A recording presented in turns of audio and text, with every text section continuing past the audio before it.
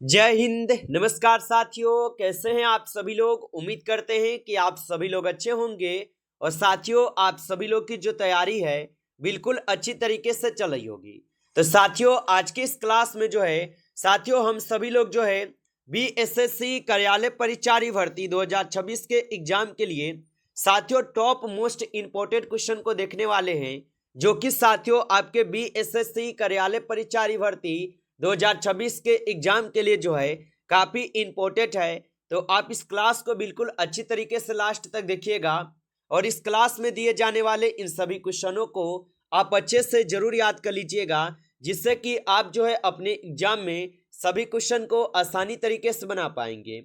तो चलिए साथियों, क्लास को स्टार्ट करते हैं। उनसे पहले यदि आप इस चैनल पे पहली बार जुड़े हैं तो साथियों आप जो है इस चैनल को सब्सक्राइब कर लीजिए और सब्सक्राइब करके साथियों आप जो है ऑल नोटिफिकेशन को ऑल पे दबा के जुड़ जाइए, जिससे कि जब भी कोई नई क्लास हो सबसे पहले क्लास का नोटिफिकेशन जो है आपके पास पहुंच सके।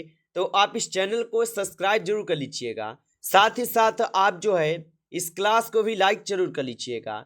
तो चलिए क्लास को स्टार्ट करते हैं और देखिएगा क्वेश्चन क्या दिया गया है। साथियों, क्वेश्चन दिया गया है कि भारतीय राष्ट्रीय आंदोलन के 1905 और 1917 की अवधि को साथियों कहा जाता है। चलिए बताइएगा साथियों, ये सभी क्वेश्चन जो है काफी इंपॉर्टेंट और सिलेक्टेड क्वेश्चन लिए गए हैं, जो कि आपके एग्जाम में जो है 100% साथियों ये सभी क्वेश्चन आपके पूछे जाएंगे। तो आप अच्छे से इन सभी क्वेश्चनों को जो है याद जरूर कर लीजिएगा और बताएंगे साथियों कि भारतीय राष्ट्रीय आंदोलन के 1905 से 1917 की अवधि को क्या कहा जाता है। तो याद रखेंगे साथियों, इस अवधि को उग्रवादी चरण कहते हैं। ऑप्शन यहाँ पे 20 क्वेश्चन का सही जवाब है, उग्रवादी चरण कहते हैं। आगे देखेंगे साथियों, क्वेश्चन दिया गया है कि भारत में उग्र राष्ट्रीयता के जन्मदाता तथा निर्भीकता से राष्ट्र की वेदना को प्रकट करने वाले प्रथम भारतीय थे। चलिए बताएंगे साथियों कि भारत में उग्र राष्ट्रीयता के जन्मदाता तथा निर्भीकता से राष्ट्र की वेदना को प्रकट करने वाले प्रथम भारतीय थे। तो याद रख लेंगे साथियों, यह प्रथम भारतीय कौन थे। तो याद रख लीजिएगा, बिपिन चंद्र पाल थे। ऑप्शन यहाँ पे बी जो इस क्वेश्चन का आपका सही जवाब है।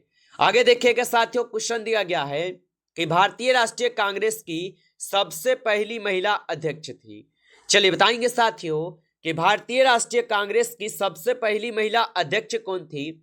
तो याद रख लेंगे साथियों, भारतीय राष्ट्रीय कांग्रेस की सबसे पहली महिला अध्यक्ष जो थी साथियों यहाँ पे हो जाएंगे एनी बेसेंट। ऑप्शन सी कीजिएगा इस क्वेश्चन का आप सही जवाब, एनी बेसेंट हो जाएगा। अगला क्वेश्चन देखेंगे साथियों, क्वेश्चन दिया गया है कि वर्ष 1905 के बंगाल विभाजन के समय वायसराय कौन था। चलिए बताइएगा साथियों कि वर्ष 1905 के बंगाल विभाजन के समय वायसराय कौन था। तो याद रख लेंगे साथियों, उस समय वायसराय थे लॉर्ड कर्जन। ऑप्शन ए यहाँ पे इस क्वेश्चन का सही जवाब है, लॉर्ड कर्जन वायसराय थे। आगे देखेंगे साथियों, क्वेश्चन दिया गया है और क्वेश्चन है कि स्वराज मेरा जन्मसिद्ध अधिकार है और मैं उसे लेकर रहूंगा, यह किसने कहा।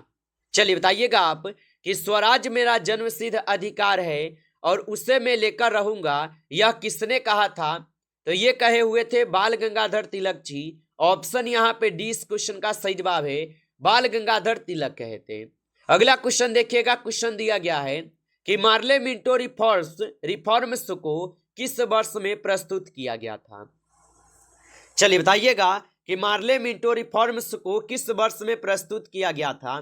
तो याद रख लेंगे, इसको प्रस्तुत किए गए थे 1909 में। ऑप्शन ए यहाँ पे इस क्वेश्चन का सही जवाब है, 1909 में किए गए थे। आगे देखिएगा, क्वेश्चन दिया गया है और क्वेश्चन है कि भारतीय परिषद अधिनियम 1909 का सर्वग्राह नाम है।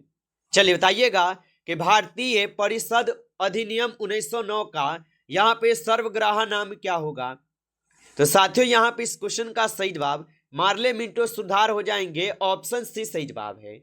आगे देखिएगा, क्वेश्चन दिया गया है और क्वेश्चन क्या है कि सांप्रदायिक निर्वाचन क्षेत्रों की पद्धति की शुरुआत भारत में किसके द्वारा हुई। चलिए बताइएगा आप कि सांप्रदायिक निर्वाचन क्षेत्रों की पद्धति की शुरुआत भारत में किसके द्वारा हुई।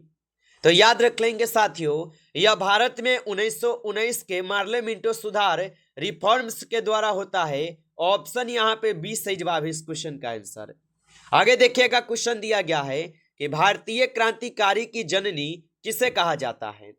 चलिए बताइएगा आप कि भारतीय क्रांतिकारी की जननी किसे कहा गया है। तो भारतीय क्रांतिकारी की जो जननी है ये कहे गए हैं किसे, तो ये कहे गए हैं मैडम भिखाजी यहाँ पे कामा को। ऑप्शन यहाँ पे डी इस क्वेश्चन का सही जवाब दिए गए हैं। आगे देखिएगा, क्वेश्चन दिया गया है और क्वेश्चन क्या है कि भारतीय संविधान की कौन सी विशेष अवस्था इंग्लैंड से ली गई है। चलिए बताइएगा आप कि भारतीय संविधान की कौन सी विशेषता इंग्लैंड के संविधान से ली गई है। तो याद रख लेंगे, यहाँ पे लिए गए हैं संसदीय प्रणाली, जो कि इंग्लैंड के संविधान से ली गई है। ऑप्शन ए सही जवाब है। आगे देखिएगा, क्वेश्चन दिया गया है और क्वेश्चन क्या दिया गया कि भारतीय संविधान में समवर्ती सूची की अवधारणा ली गई है। चलिए बताइएगा आप कि भारतीय संविधान में समवर्ती सूची की अवधारणा ली है। तो याद रखेंगे, भारतीय संविधान में समवर्ती सूची की जो अवधारणा है ये ऑस्ट्रेलिया के संविधान से ली गई है। ऑप्शन बी सही जवाब है। आगे देखिएगा, क्वेश्चन दिया गया है कि भारतीय संविधान में मौलिक कर्तव्य जो है, मौलिक कर्तव्य का विचार लिया गया है। चलिए बताइएगा आप कि भारतीय संविधान में मौलिक कर्तव्य का विचार कहां से लिया गया है। तो याद रख लीजिएगा, भारतीय संविधान में जो है मौलिक कर्तव्य का यहाँ पे कहां से लिए गए हैं, तो ये लिए गए हैं आपके रूस के संविधान से। ऑप्शन सी सही जवाब है, रूस के संविधान से। आगे देखिएगा, क्वेश्चन दिया गया है कि भारतीय संविधान में राज्य नीति के निर्देशक सिद्धांतों की संकल्पना कहां पे अंगीकार की गई है। चलिए बताइएगा आप कि भारतीय संविधान में राज्य नीति के निर्देशक सिद्धांतों की संकल्पना कहां पे अधिकार की गई है।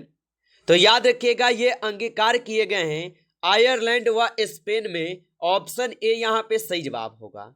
आगे देखिएगा, क्वेश्चन दिया गया है कि भारतीय संविधान में उल्लिखित स्वतंत्रता, समानता और बंधुत्व की संकल्पना किससे प्रेरित है।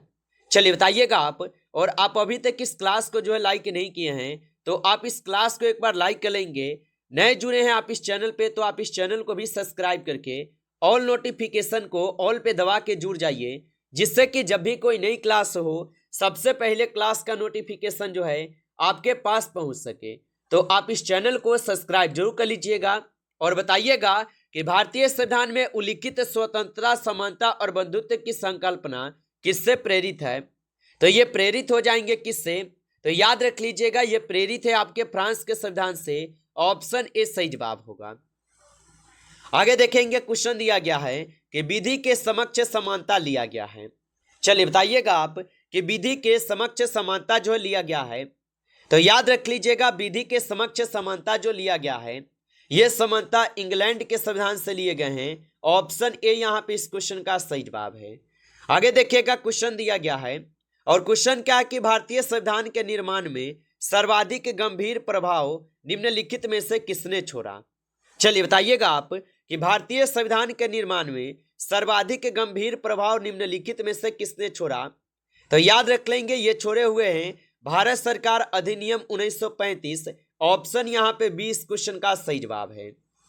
आगे देखिएगा, क्वेश्चन दिया गया है और क्वेश्चन है कि सर्वोच्च न्यायालय की व्यवस्था भारतीय संविधान में किस देश से लिया गया है। चलिए बताइएगा आप कि सर्वोच्च न्यायालय की व्यवस्था भारतीय संविधान में किस देश से लिया गया है। तो याद रख लीजिएगा, यह कहां से लिए गए हैं, तो यह लिए गए हैं यूएसए से। ऑप्शन यहाँ पे 20 सही जवाब है, यूएसए से लिए गए हैं। आगे देखिएगा, क्वेश्चन दिया गया है कि किस देश के संविधान से भारत की संघीय व्यवस्था प्रभावित नहीं है। चलिए बताइएगा कि किस देश के संविधान से भारत की संघीय व्यवस्था प्रभावित नहीं है। तो याद रख लीजिएगा, ये दक्षिण अफ्रीका से हो जाएगा।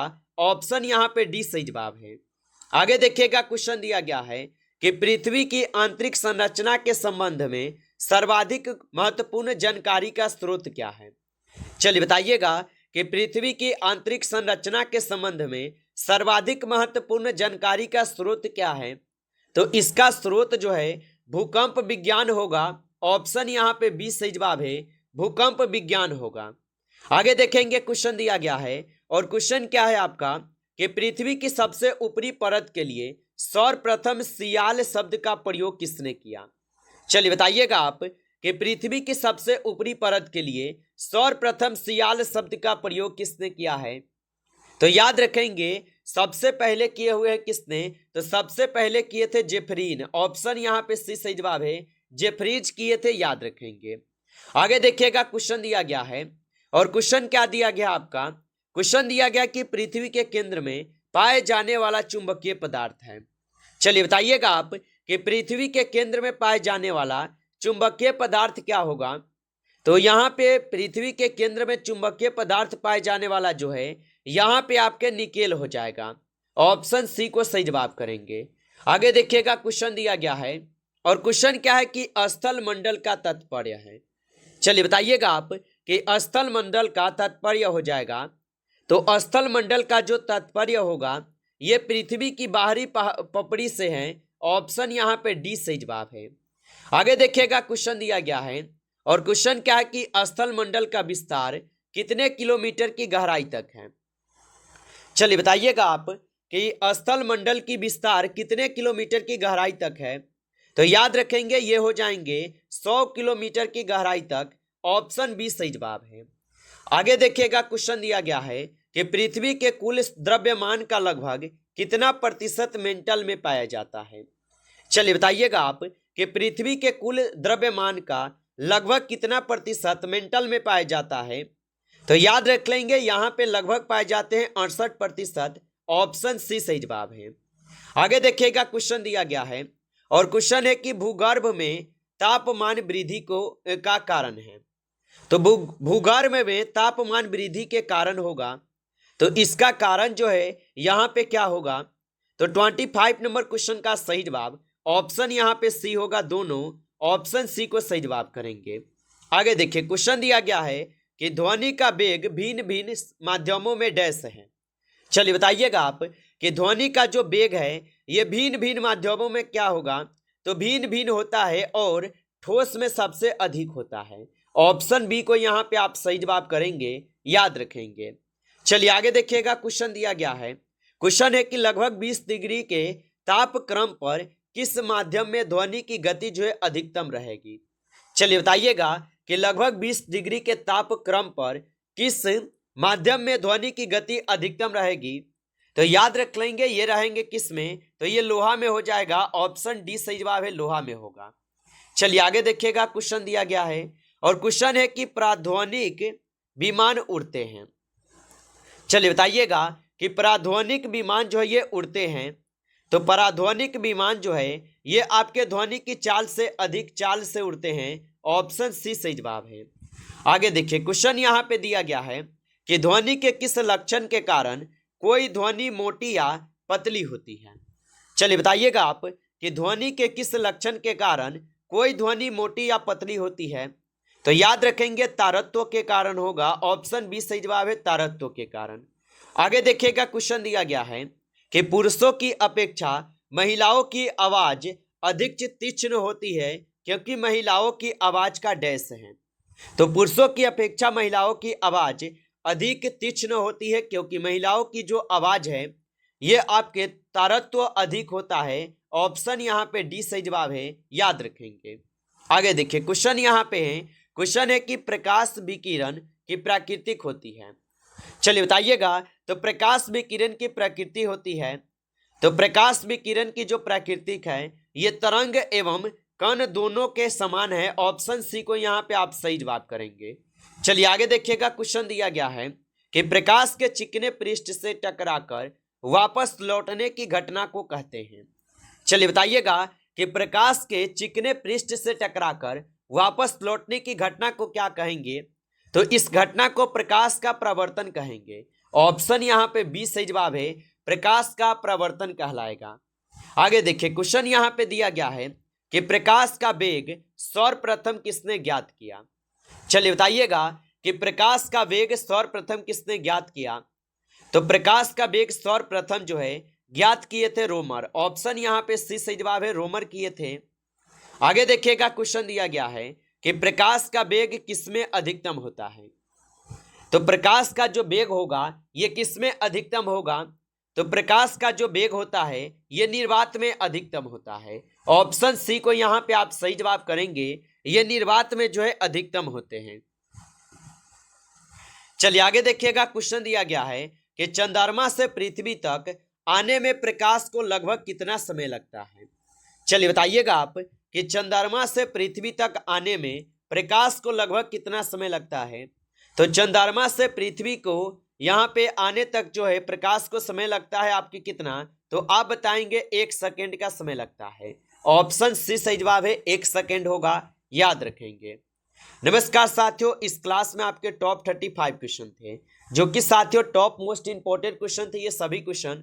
साथियों यदि आपको क्लास अच्छा लगा हो तो आप इस क्लास को लाइक कर लीजिए। नए जुड़े हैं आप इस चैनल पे तो आप इस चैनल को भी सब्सक्राइब करके ऑल नोटिफिकेशन को ऑल पे दबा के जुड़ जाइए, जिससे कि जब भी कोई नई क्लास हो सबसे पहले क्लास का नोटिफिकेशन जो है आपके पास पहुंच सके।